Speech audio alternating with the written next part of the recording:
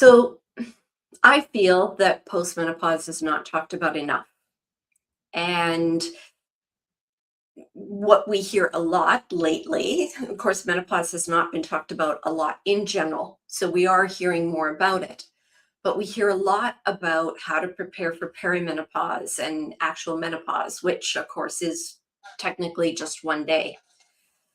But we don't hear a lot about what to do after that, how to support our bodies after that. And postmenopause, most women will actually spend decades in postmenopause. Essentially, it's about one third of our life, when, depending on lifespan. And, when it comes to postmenopause, you might feel that your body is a little different than it was in perimenopause, and maybe you're not exactly sure how to support it or what it actually needs. And that is, that's the conversation today. I'm Connie Pertula, the Menopause Navigator, and I'm also a certified nutritional practitioner. And these are the things that I support my clients with through the stages of menopause, including postmenopause.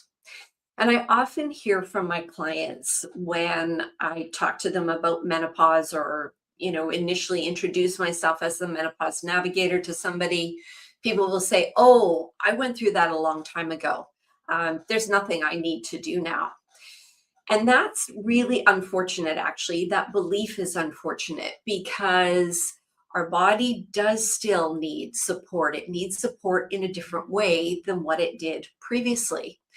And that belief is actually what can cause women to decline as they age. And for some women, they can actually become quite feeble as they age. So that's what I'm going to talk about today. What are some of the changes and how can you support your body? And the one thing that I will admit is this could be a very deep topic because we, of course, have what's happening to our bodies with respect to the hormone changes through the stages of menopause. But then there's just the overall aging process that all of us go through. So I'm going to try to keep this very succinct and really focusing on postmenopause without getting too deep into the topic. So the things that have changed, of course, our hormones, as I mentioned, we come into postmenopause and our hormones eventually start to stabilize. They're at a low level. Now, if you're on hormone therapy, some of these things won't affect you the same way. But, there's also a lot of doctors that recommend that their clients or patients stop hormone therapy at a certain point as well too, and that is when you still need to be aware of these things to support your body. Our muscle mass is harder to maintain as we age. That's just a factor of aging. But there's also the additional factor of being in postmenopause. So that is something to be mindful of. The other part of it is our bone density. Our bone density, of course, will change as we age. And that lack of estrogen does have a big effect on that. Our immune system might be a little more sensitive. Maybe we, occasionally catch a cold more often or get the flu more often. And we might notice that it takes a bit longer to recover from those things. That, of course, is all part of the aging process as well, too. So you can see that I'm kind of, trying to mix the two in here together. But there's also another component that we don't think about or isn't often talked about. As we age, our nervous system changes. And this is where, over time, you see people starting to walk a little bit slower or reacting a little bit slower. Getting up from the couch might be a little slower. That could partially be from not being active, but it's also our nervous system just doesn't react in the same way. So this is an important point to remember because this can affect many parts of our body. That nervous system reaction and how our brain is working can actually be the difference in our thirst and our hunger signals. So these are important points to definitely be aware of. So what do we do to support our bodies? So one, and this is being talked about much more often now, is making sure that we're getting enough protein, and this is important to maintain not only our muscles, but good levels of protein also support our immune system as well too. Very important to support our overall body, support our brain. So protein is a very important factor. And I recommend to my clients 1 gram of protein per pound of weight. I know that there's much lower levels out there. I wouldn't go any lower than about 0.8 of a gram of protein per pound of weight, but I find ideally about 1 gram of protein per pound of weight. That can be animal protein, it can be plant protein, but it is really important to have enough protein and support our body in that way. And this is where, as well, too, we might find that the way we were eating before, suddenly we're gaining weight. And I know that this is general, that can happen with menopause.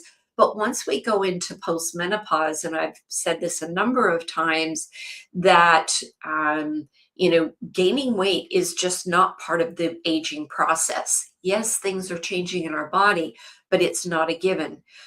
So sometimes we do need to be a little more mindful. After an illness, our digestive system can be off a little bit, and that can affect the weight. Sometimes we gain weight with an illness, sometimes we lose weight with an illness. So this is where it is important to be mindful of how we're eating. And I know that for a lot of women, single women, or a woman who's lost her partner, this is where sometimes there isn't the same interest in eating or the same interest in preparing meals. And it is very important, because what we're taking in is absolutely going to support our bodies. So these are things that, it's not just automatically that you're gaining weight. We might need to actually just be really mindful. Okay, how much am I actually eating of these foods? I do recommend to my clients to take a week or so and measure the food that you're eating. If anything, one of the most important things, measure your protein, just to make sure that you're getting enough protein. Because generally, if you're getting enough protein, you're not going to overeat the others. So it does take some tweaking, most definitely. The other part that can come into it as well too is, with our movement. So as I mentioned, there is that whole nervous system change, and we might not initially notice it, but I started noticing it in myself when I was walking, that I didn't seem to be walking as quickly. And I noticed that more people were passing me, and I've always thought of myself as a fast walker. So this is where doing things like, and again, you have to really know your body, and this is where it can be good to work with somebody that can help you. But this is where it's good to do agility type exercises. For some people, it's simply, stepping on a step and stepping down, and getting used to that movement, and then eventually starting to increase that, and then maybe eventually running up the stairs. But again, I don't recommend you doing this if you haven't been doing any of this at all. The other part, this is where the resistance training can be really important. Lifting weights. And I see women sometimes lifting really light weights and not encouraged to go any higher. This is something that you can build up. You can lift heavier weights, But what that heavy weight does when you're lifting it is, again, it's a signal to the nervous system. It's a signal to the nervous system that you're still active, that you still need to be strong. So all these things go together, and that's where working with the right personal trainer can really guide you appropriately on doing those things. You can even do things like, bursts of running, a really quick sprint as fast as you can go. But again, get the proper advice when doing those types of things. So that can help to, keep that nervous system more active. Um, the other part comes into, keeping inflammation low at this point, at this stage of life as well too. So the refined foods, the sugars, alcohol, those types of things, they can all impact inflammation in our body, and we can sometimes react to it more as we age, especially because our immune system isn't as strong as we age. So it does mean being, again, a little more mindful about what we're eating and how often we're eating. I'm not saying that you have to cut these things out completely, but being mindful about how often you're having them. Maybe they are, just something that you have when you're getting together with friends or when you're going out. So on an occasion basis. Um, the other part, of course, comes into as well as far as daily lifestyle habits. And this is something that I find a lot, and even I do it myself as well too. So we can become very, and I do talk about how routine is very good. So eating meals at the same time, going to sleep at the same time, getting up at the same time, all of those habits are really good. But we also need to keep up our critical thinking skills. And this is part of postmenopause, right? This is part of the aging process. But, if we're always taking the same route to, say, drive somewhere or walking the same route to go somewhere, what happens is we start to get into a pattern and we're not testing our brain as far as the thinking process. So occasionally change the route, take a completely different route to the store that you're going to, whether you're driving or walking. Those are always good things to do, to just keep the brain a little more active and keep those critical thinking skills up. Um, the other part that's important to know at this point as well too is it doesn't mean that you have to do more. And that's not what I'm saying. These are all things that you can build into your current lifestyle. Um, and picking days that work for you, that go to the gym. Now the other thing that I do also recommend is that when you're working out, when you're doing a workout, and whether that's a long walk or whether it's resistance training, it's always good to take a break the next day. Give your body that rest. Even if you go for a short walk that next day, that's fine. But if you're constantly pushing your body every day, I know some people that will say, I need to walk, 15,000 steps every day. That's just the goal I set for myself. That's fine, but you might be really taxing your body. So maybe one day it is 15,000 steps, and maybe the next day, it's say 5,000 steps. We do need to give our body time to recover at this point. And that's also part of the nervous system recovery as well, too. Um, I guess, beyond that, there are things that we can start to experience as we go further into postmenopause. And this is something that I'm experiencing is, I do notice changes in my skin that I need to find, different ways so that so that it doesn't feel dry.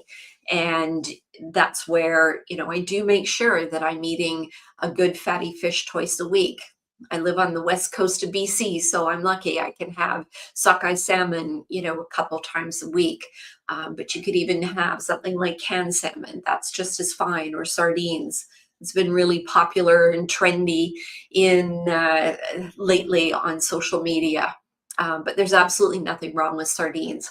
I always talk about the smash fish, the salmon, the mackerel, the anchovies, the sardines, and the herrings. Those are good fatty fish to have, and they're generally very low from a toxic load standpoint. So that oil supports our skin, it supports our hair, it supports our eyes, our joints. So those are important things to be mindful of. Our hair starts to change. And some women are really lucky. A friend of mine, she's got this beautiful curly, thick hair, and she's many years post menopause. And I just I look at her hair and I'm like, wow, she's so lucky. Where my hair has changed, it's gotten thinner.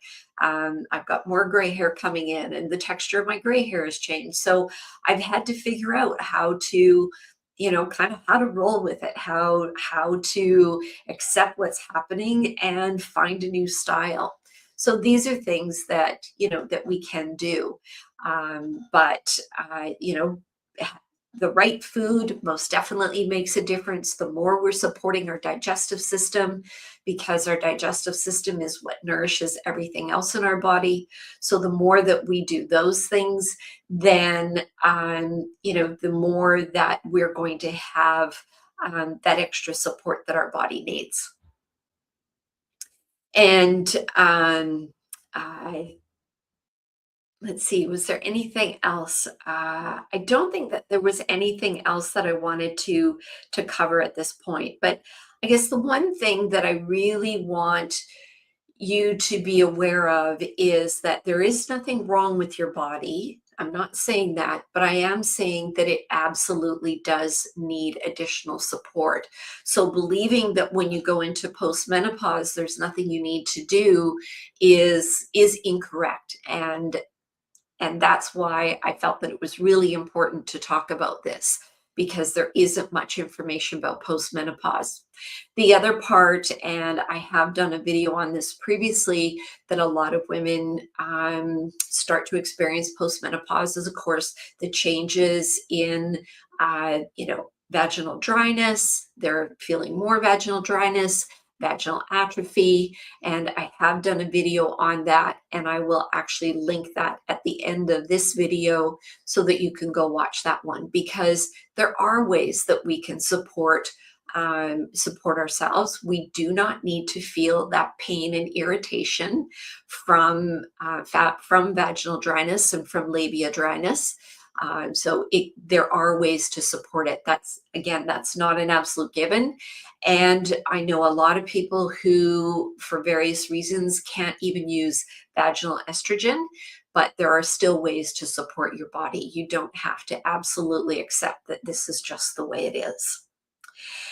So, if you've been noticing these changes in your body and wondering what's going on, what do you need to do? Yes, there are ways to support your body. It just needs to change a little. And as I mentioned, this is the type of support that I provide to my clients. I'm very passionate about helping women age well and age strong, and have the opportunity to be independent for as long as they want as the years go by.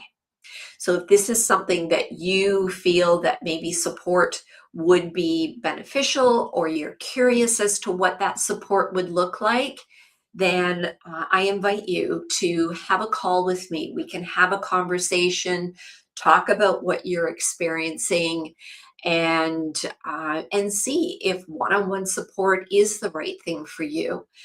So you can go to my website, conniepertula.com, and right on there you can fill out or request a time to have a call with me. And other than that, I've got plenty of other videos that you can watch.